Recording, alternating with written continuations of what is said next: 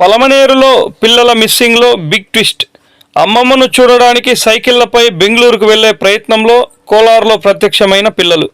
చిత్తూరు జిల్లా పలమనేరు నియోజకవర్గం పలమనేరు మండలం గంటా ఊరినందు కాపురం ఉంటున్న ఇర్షాద్ కుమారులు హుస్సేన్, రోషన్లు బుధవారం రోజు మిస్ అయిన సంగతి విదితమే. వారిద్దరిని కర్ణాటక రాష్ట్రం కోలార్లో నేడు గుర్తించారు. పిల్లల తండ్రి రోషన్ గురువారం సాయంత్రం 4 గంటల ప్రాంతంలో మీడియాకు తెలిపిన వివరాల మేరకు పిల్లలు సైకిల్ తొక్కుకుంటూ వాళ్ళ అమ్మమ్మను చూడడానికని బెంగళూరుకు బయలుదేరారు. మార్గ మధ్యంలో పిల్లలు కనిపించడం లేదంటూ మీడియా సోదరులు పెట్టిన మెసేజ్ల వల్ల కర్ణాటకలో కొంతమందిని వారిని గుర్తించి వారి ఇంట్లో పట్టి పెట్టుకుని ఉన్నారు. మాకు సమాచారం అందిందన్నారు.